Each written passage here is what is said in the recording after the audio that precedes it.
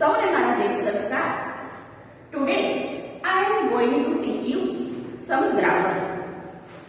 ये टॉपिक आपके text book में पेज नंबर 20 पर उपस्थित है.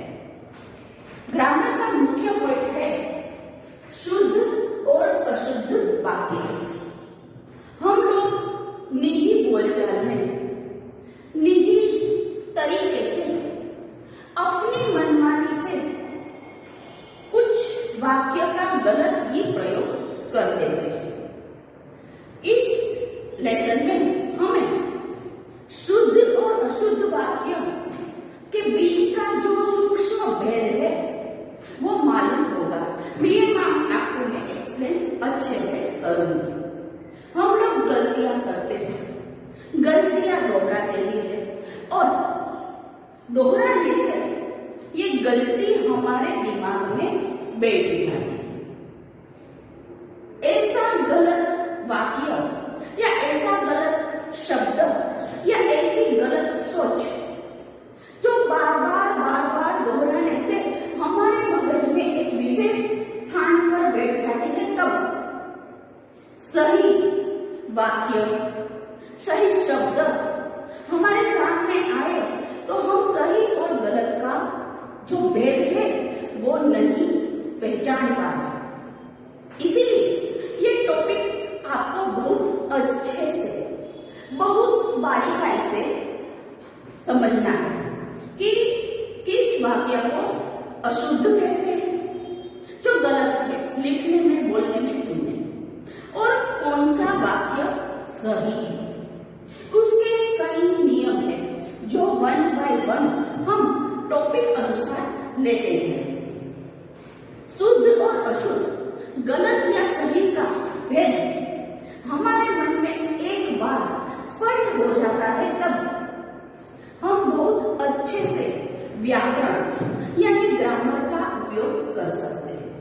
कोई गलती से कोई भी चीज गलत लिख ले तो वो हम तुरंत ही पकड़ पाते हैं. ये बात याद रखिए कि जो लैंग्वेज है हिंदी और गुजराती, उसमें ये सब बातों का बहुत ही बड़ा महत्व है. इंग्लिश में भी है, लेकिन हिंदी और गुजराती में ग्रामर और ग्रामेटिकल मिस्टेक का बहुत ही बड़ा महत्व रहेगा. आगे चलकर ऐसी ग्रामेटिकल मिस्टेक से हो सकता है कि अपने मार्क्स, अपना गुण कट. पद्धति हम ऐसी ही अपनाते हैं कि अच्छे से शुद्ध और अशुद्ध का भेद समझिए. आप अपना पेपर लिखें, आप अपना क्वेश्चंस लिखें, आपके सेट नोट में, आपकी फेसबुक में ये सब लिखें. कहीं बार कहीं जगह हमें पत्र व्यवहार करना होता है और हमारी जो लेखन की जो कला है वो दिखाई देती है. इसीलिए कोई भी पैराग्राफ हो या पैराग्राफ से लंबी बात हो या पत्र हो या फिर पेपर हो या फिर फेसबुक हो, आप अच्छे से सही और गलत, शुद्ध और अशुद्ध का भेद समझकर लिखिएगा.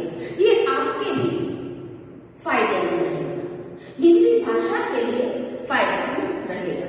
चलिए कुछ सुनते हैं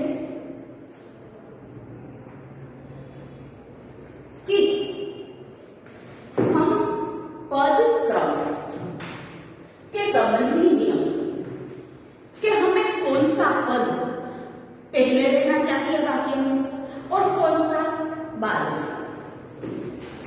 वाक्य में प्रयुक्त होने वाले विभिन्न पदों को सुनिश्चित क्रम में रचने से वाक्य रचना शुद्ध होती है.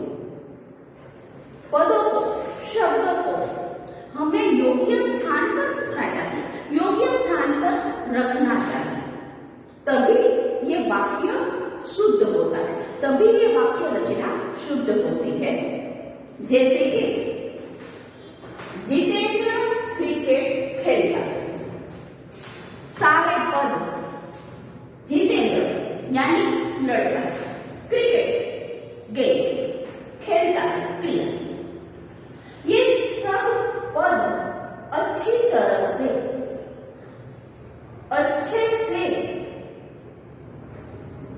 डालकर एक वाक्य बनता है।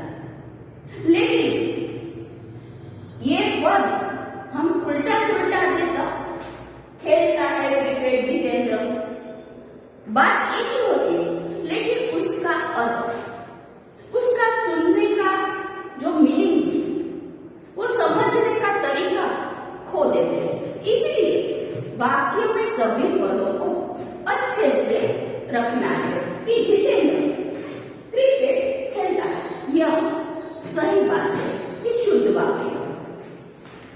दूसरे पद पर जाते हैं कि कर्ता और कर्मों को छोड़कर शेष कारक प्रयोग कर्ता और कर्म के बीच स्थित होते हैं।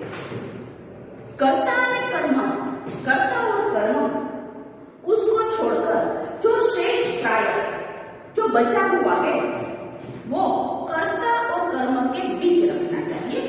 जैसे कि माँ अपने पुत्रों के लिए खाना बनाती है, माँ है वो कर्ता है, खाना बनाना है वो कर्म है, लेकिन जो संप्रदाय है वो हमें इसके बीच रखना चाहिए कि माँ अपने पुत्रों के लिए खाना बनाती है।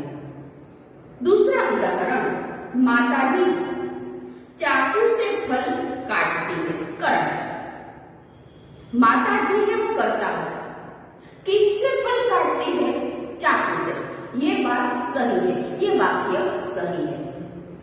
लड़के मैदान में क्रिकेट खेलते हैं, लड़के कर्म, क्रिकेट खेलना क्रिया, लेकिन मैदान वो अधिकरण।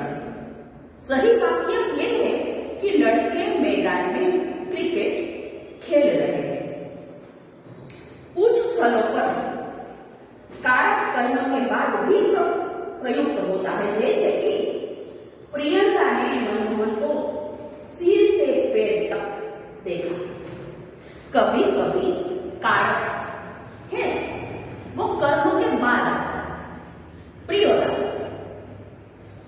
प्रियोदा देखता है किसे? मनमोहन। तो सिर से पैर तक देखना ये एक सही वाक्य है, ये एक सही पद का नियम है। आगे देखते हैं कि प्रश्नवाचक पद हमेशा विषय के ठीक पहले प्रयुक्त होता है। जो प्रश्नार्थ वाक्य शब्द है वो पद से पहले नियुक्त करना है। जैसे कि अपराधी का पता चला, किसका पता चला?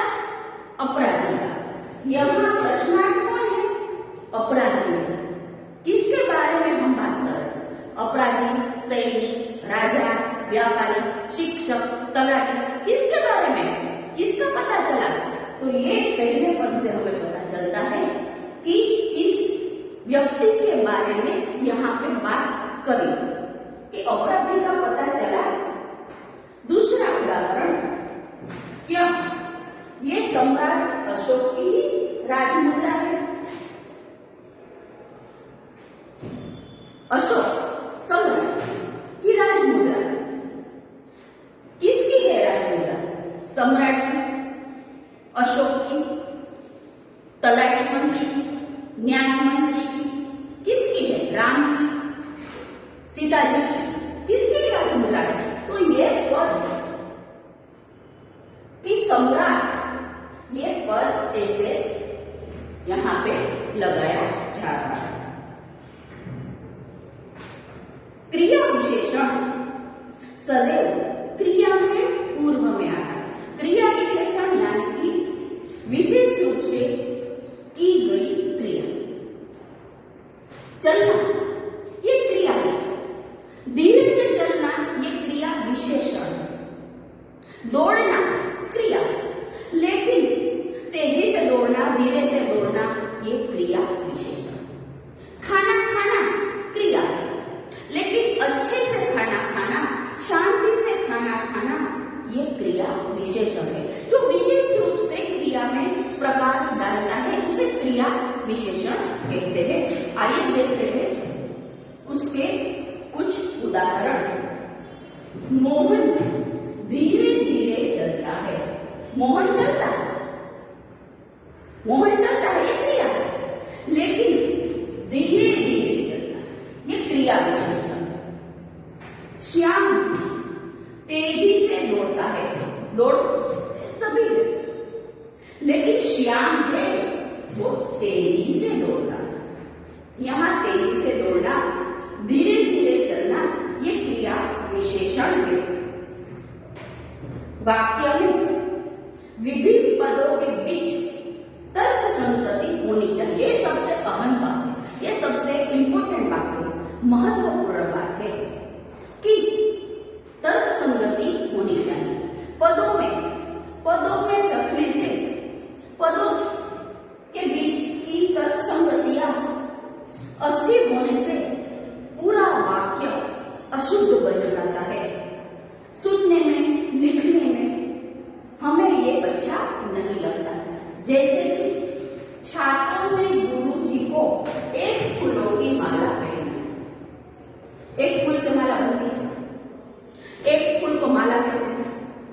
मालाएं बनाने के लिए एक से ज्यादा फूल चाहिए। तो ये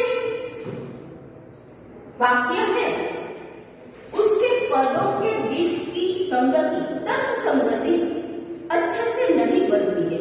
इसीलिए एक शब्द यहां से वहां होने पर ये पूरा वाक्य अशुद्ध हो जाता है, ये पूरे वाक्य का अर्थ बदल जाता है। कोई भी समझ सकता है कि एक फूल से माला नहीं बनती, तो वाक्य ये सही नहीं है। लेकिन पर एक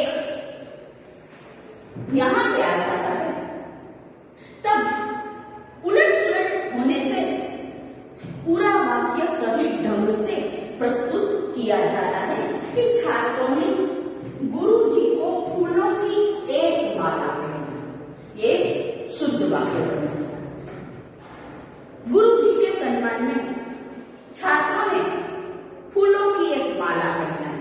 एक माला पहनाई, एक से ज्यादा माला नहीं पहनाई। ये अर्थ हमारे मन में, हमारे दिमाग में स्पष्ट हो जाता है। आगे चलते हैं कि यहां शुद्ध गाय का दूध मिलता है, ये अशुद्ध वाक्य है। गाय तो शुद्ध ही होती है, काम किससे है? उसके दूध से। गाय नहाई है, धोई है, रोगिष्ट नहीं है, ये बात मायने नहीं रखती है। लेकिन ये अशुद्ध वाक्य है कि यहां शुद्ध गाय का घी मिलता है। गाय तो शुद्ध ही होती है, इसीलिए तो इसे गाय कहते हैं। लेकिन शुद्ध वाक्य क्या है कि गाय का शुद्ध दूध यहां मिलता है। एक ही पद के उलट सुलटने से पूरे वाक्य का मीनिंग चेंज हो जाता है कि यहां गाय का शुद्ध दूध मिलता है। गाय का नहीं, भैंस का नहीं, बकरी का नहीं, भेड़ का नहीं, और शुद्ध दूध यानी कि दूध में कोई भी प्रकार की मिलावट नहीं है।